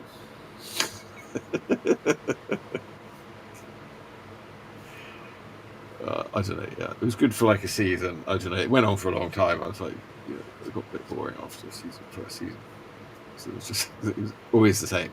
You know, they'd go on, things wouldn't go that well. Then they'd have to sort of regroup. Then they'd go into their like, you know, now we've got to build our machine, or whatever they would do, and then they would sort of get it all MacGyvered together. I don't know. Ridiculous for me. People were desperate for anything. It's on TV. It's like in Seinfeld. And why would anybody watch it? Because it's on TV.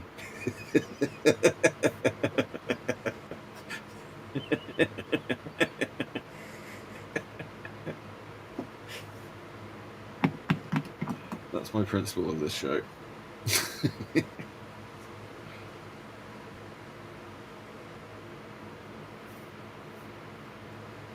Well, some people might interpret this as Bernie being an evil dragon lord, but No, the dragons are good in How to Train Your Dragon.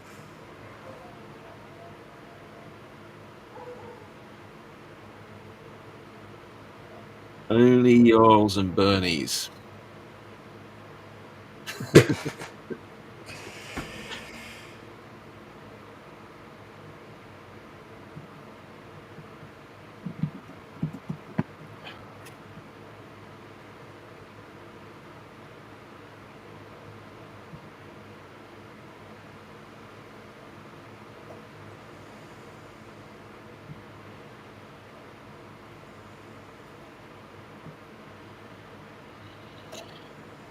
Only Jarls, and I don't know if I've got enough room for. Oh yeah, the paper's all there. Okay, you can see everything.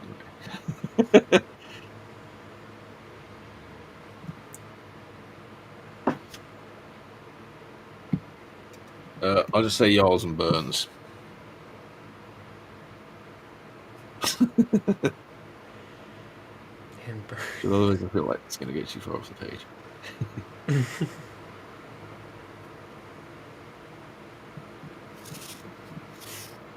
I can take up saying this.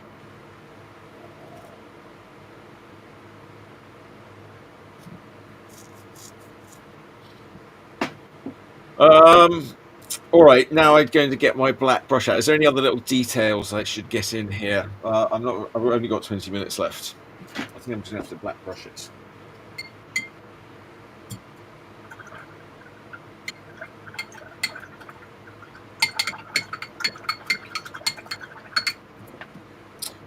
All right, let's see now. What does it brush be like? The other.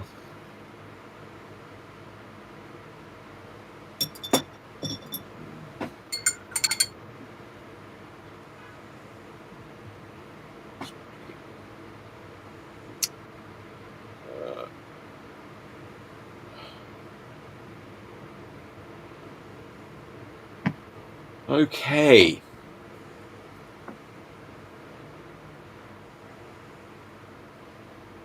Well, if we haven't got anything else to say, we can put this music on. I've got the album on there. Let's do it.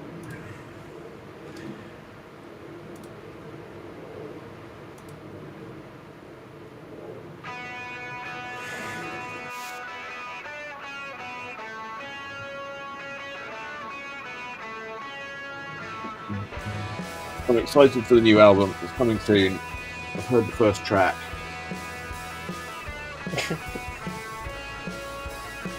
Well, I've heard all of them, but the first track's sort of finished. That'll be the first single coming soon.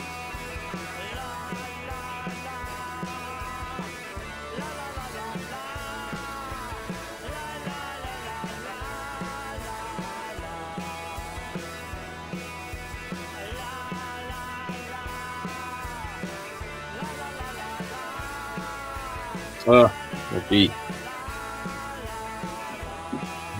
Alright. Never mind. They're all black now anyway.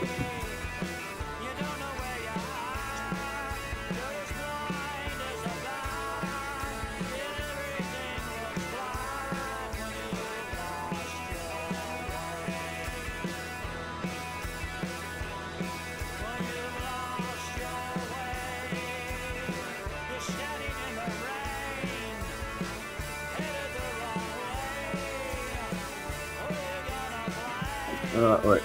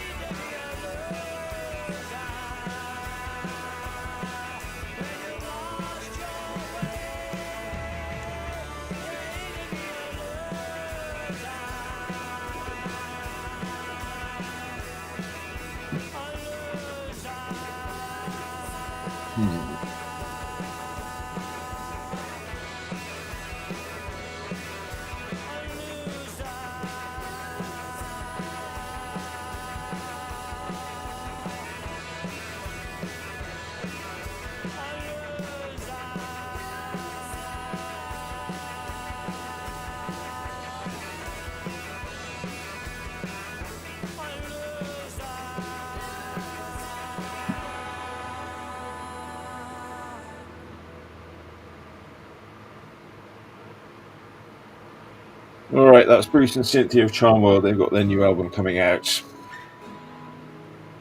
soon. In the studio. Welcome aboard. An educated man gets effects from books. All these things are saved in his brain and are saved in his unconscious. The history of a nation has its stronghold on personalities.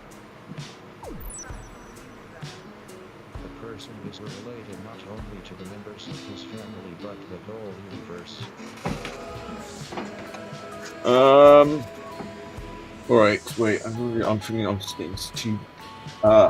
Starting to feel rushed. Help. Well, we can go a little bit over.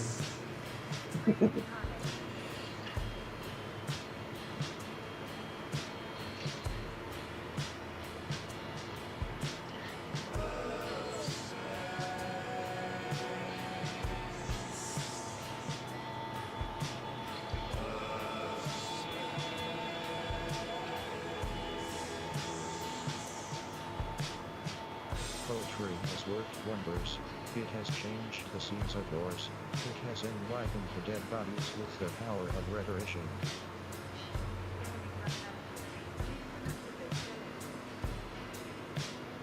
And the real forms of society are found in society.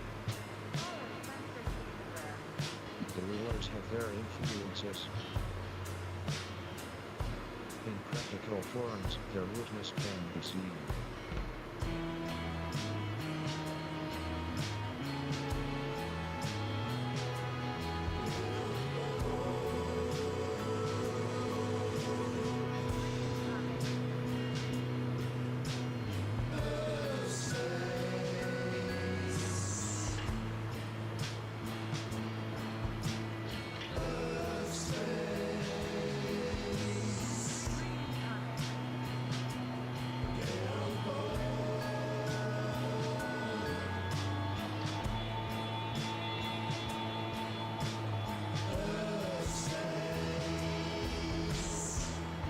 Qualities, but all events, incidents taking place all around have deep effect. These affect other people unconsciously. And its bad effects are faced by the whole human race.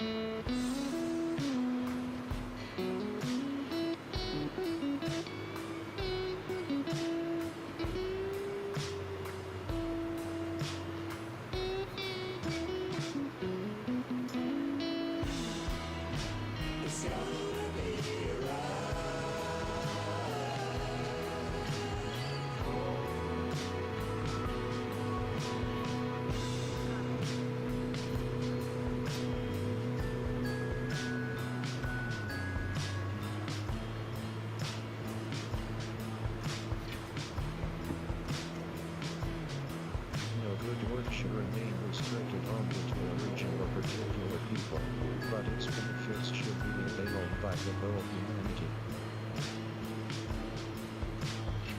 There is one brother lived in the entire world.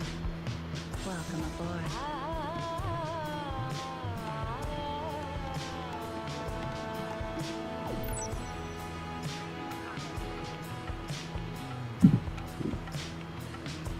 You're my hero. Oh, there you go.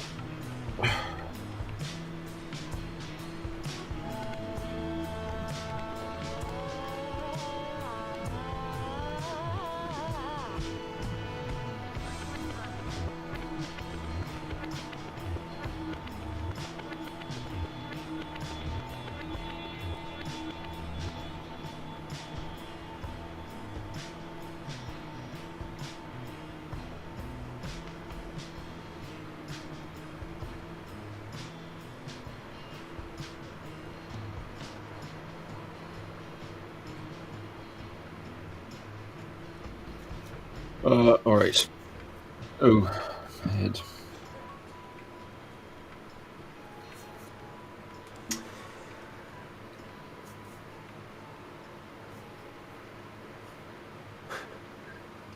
It's unfortunate that Toothless is a fully black dragon. Yeah.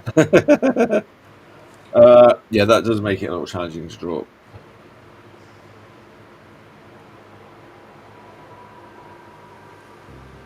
Because I have to use a lot of black. But then you got to like leave the highlights, right? So there are like, well, not highlights, but all right, okay. There's a lot of detail in the bloody head, right? There's all this textural detail. Right. Shadow.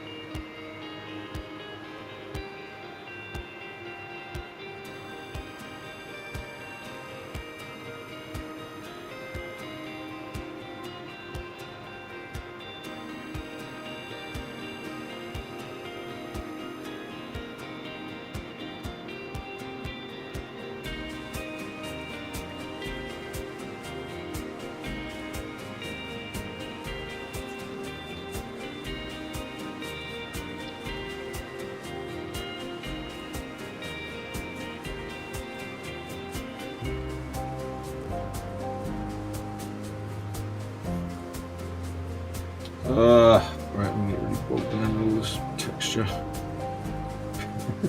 I need to get on and do those kids.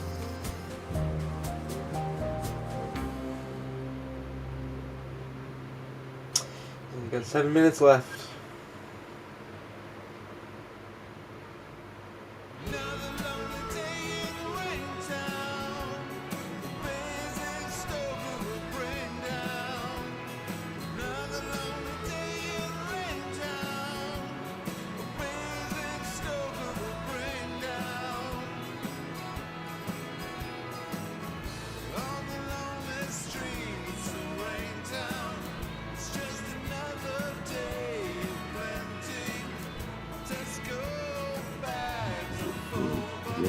Draw that in a lot more.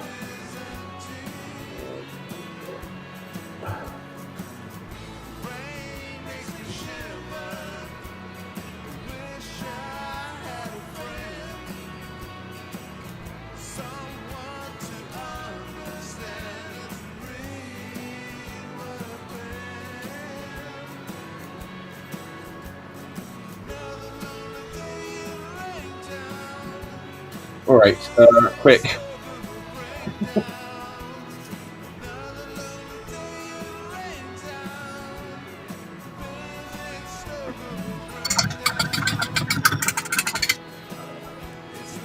Oh no, I smudged burnt. How did that happen?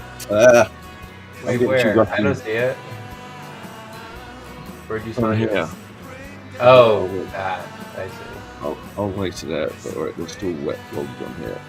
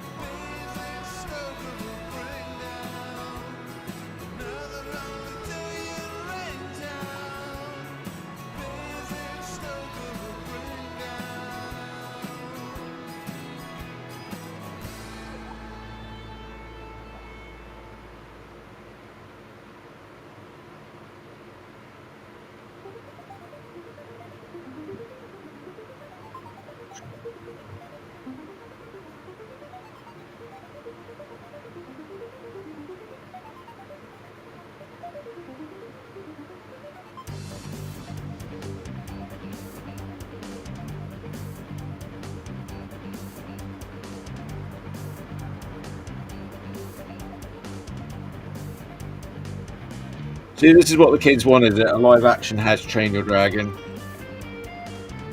It's not what I wanted. It's not what you wanted.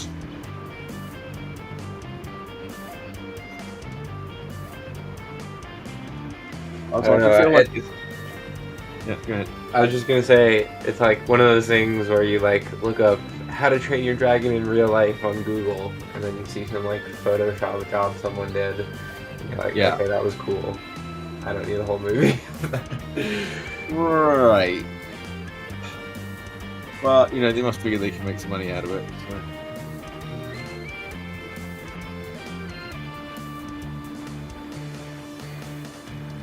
It's a good dragon property. You do dragons now, no problem. It used to be pretty hard. Think about that, like, you know, Disney came out with this one, Dragon Slayer. That was supposed to be very. Oh, is that a live dragon. action one? Yeah. But it was a bit like, okay. I kind of want to watch Right. it. It's on my list actually. I It looks don't know. just like a I'll fun, have to see it cheesy again. fantasy It's been so movie. long. What's that? It just looks like a fun, cheesy fantasy movie. Yeah, I can't remember if it was any good. Like at the time, that was all we had, so it was pretty good. But I remember not being particularly like, you know, I was like, one day there'll be a proper do a good job. Not today. But I think it was quite popular at the time. I probably did. Yeah, I mean, I definitely would see it. But I haven't seen it.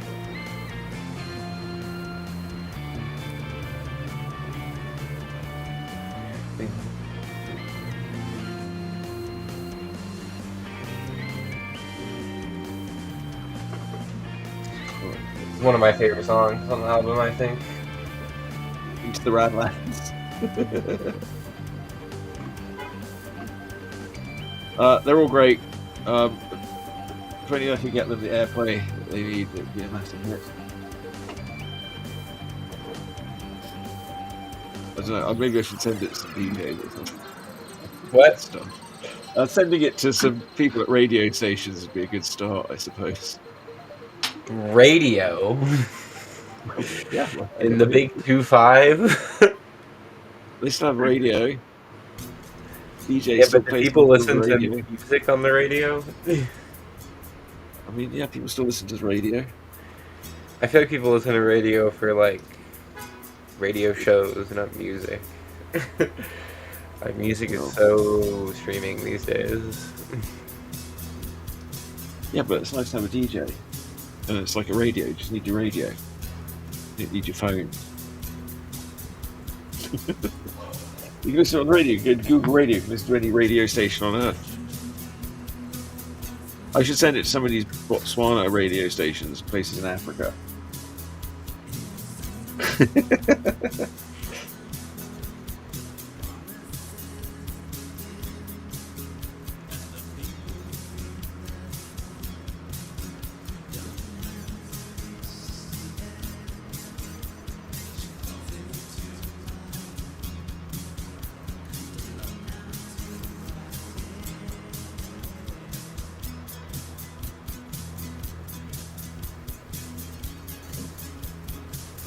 All right. Well, I'm really banging through this one now.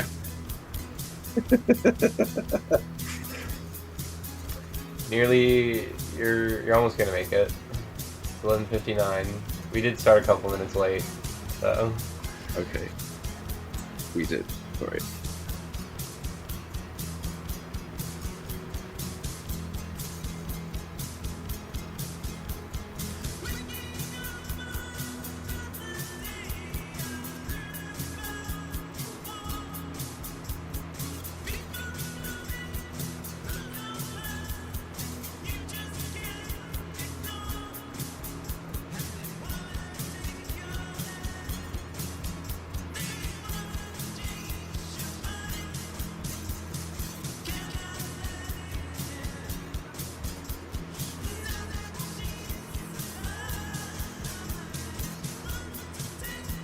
Okay, well, this should all be in black too.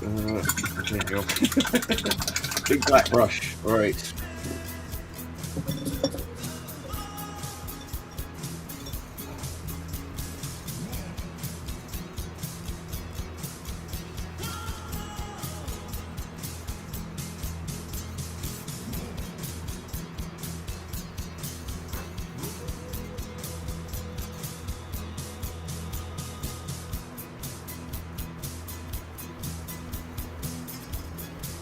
All right.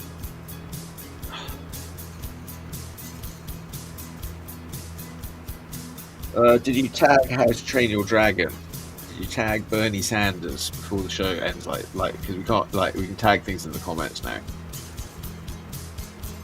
I mean, I don't know what those tags are. Like, if I just do @Bernie Sanders, is that gonna be his tag? Probably. I mean, you can look it up. But probably, yeah. How to Train Your Dragon movie, I don't know. I mean, you can hashtag it too.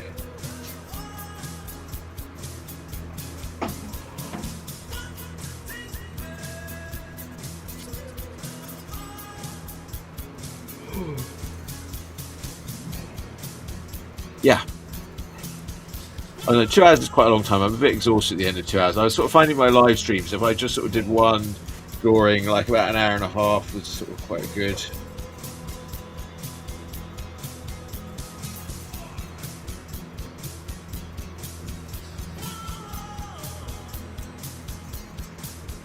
Really got enough time to get into it with this inking here, but all right, there we go. I sort of picked out his hair. Come in with a bit of white out at the end here. Here we go. Oh.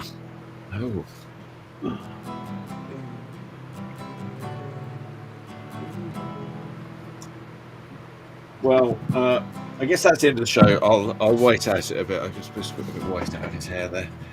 All right. Well, that's today's drawing, folks.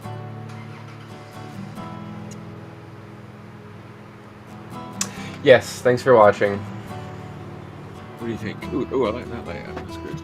Hey, Turned out why pretty did we get good. that one up? That's perfect.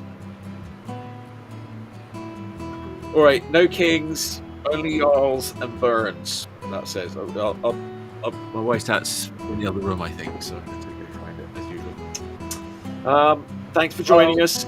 I guess we'll be back again next week. Hopefully, Dale will return. Have you been keeping an eye on the comments? Look, there were some comments there. Who was that? Look, okay, look, Sammy, you've got to stay on these comments. Look, there's Mr. Wacky Stuff. There's two voices. Oh, he's asking about. Oh, you'll have to go back and watch the beginning of the show. Thanks. All right. Look, the whole point of having you here is to get comments. Got to keep an eye on those things. We can even put them up. Sorry, it's frustrating. I wish I could pop it out, because anytime I go to a different tab, it doesn't. There's no notification or for a chat coming through, so it's right. Yeah, yeah, that's the problem. I was going to go to the graphic tab. There's a little blue dot that appears next to chat. Yeah, but it's very hard to notice. You can do chat overlay like that, but that only shows when the. Oh no, it does fill up the old ones. Okay, all right. I thought. Yeah. Okay, that's new. Okay, I didn't used to fill up the old ones, so that's good. We can do that. If once there's a few, I guess we can do that. But... No. Alright, well maybe we gotta do that, because, yeah, it's like, once I switch to a different tab, Yeah. I can see it. Yeah, thanks. So yeah, Kings Y Jarls. Yeah, well, you go back and watch the beginning of the show. We that's just purely self-interested because we're both Jarls. Jarls and Burns, but certainly no Kings. Look up the history of Civil War One. Realised that the king was already deposed, but people hated the Puritans so much they brought back a constitutional monarch. Yes, but that's British, English history, not American history. American Yeah, history is we didn't have any kings. Everyone's like going on about they were fighting against George III. You weren't really. You were fighting against the duly elected parliament. There was no representation without. But actually, they were going to give you that. So, the whole thing you were bravely misled. All right. Well, yeah. That's I bad think we'll for that end anyway. the show. The Magma Okay. Bear. Maybe we'll bring the Magma Bear out next time, and he'll. Okay, I'm gonna turn the.